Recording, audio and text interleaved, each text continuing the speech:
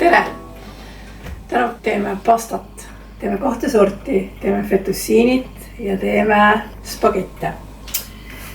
Mul on 2 erinevat varianti, kuidas teha tainast. Saab teha masinaga, mis minu jaoks on oluliselt lihtsam variant.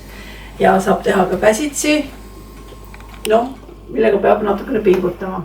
Käsitsi tegemiseks on siis vaja panna jahu, siia keskele teha pesa, siia kallata muna, natukene soola, sest osades retseptides on see sool sees, osades ei ole.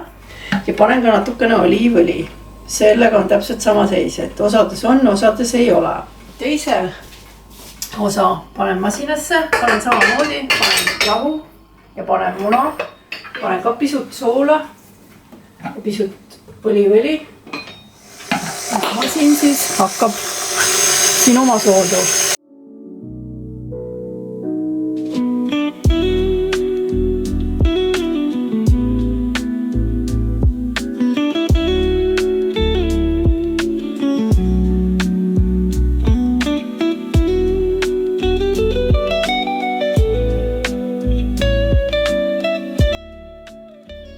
Ja jahedasse mõneks ajaks.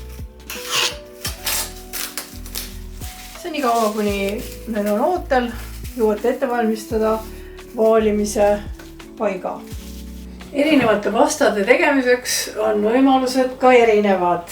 Minul endal on olemas KitchenAid, millega ma saan teha siis spagette ja fettussiinit ja lasagneplaate. Laiatarbekaubana on tuntud ka selline masin, sellega saab samamoodi teha spagette, fettussiinit ja lasagneplaate. Ja loomulikult on olemas hea vana käsitsi tegemise variant.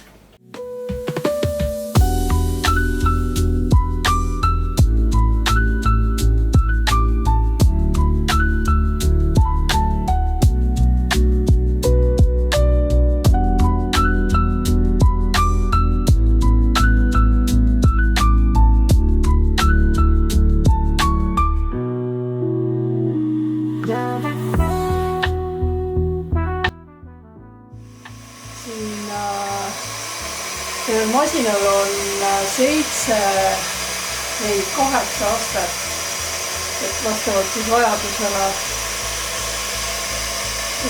kui õhukest pastat ma soovin, siis ma küsin seda kogu aeg nagu edasi. Ja seda juba põhimõtteliselt võib kasutada lasagneplaadina.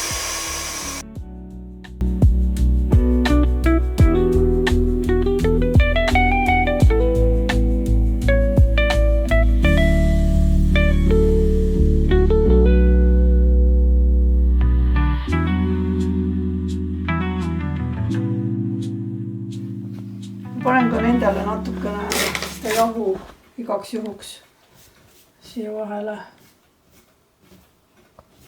Ja see on juba väga mõnus asi supi sisse.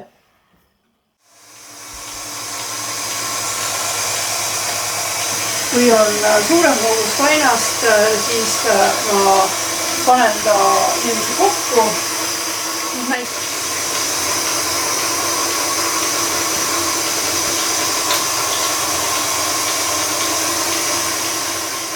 Ja päris tore, eks ole.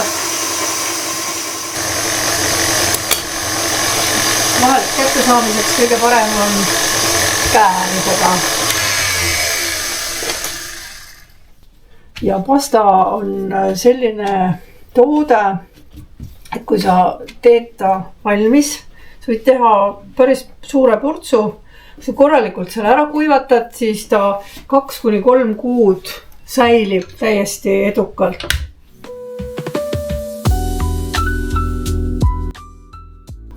Siis saamegi teha näiteks kanasuppi spagettidega või siis pastat pestoga. Näiteks spagetid supi sisse, fettussiinid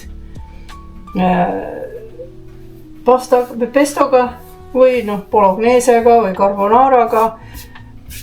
Eestlased ju armastavad pastatoite. Jõudu tööle teile!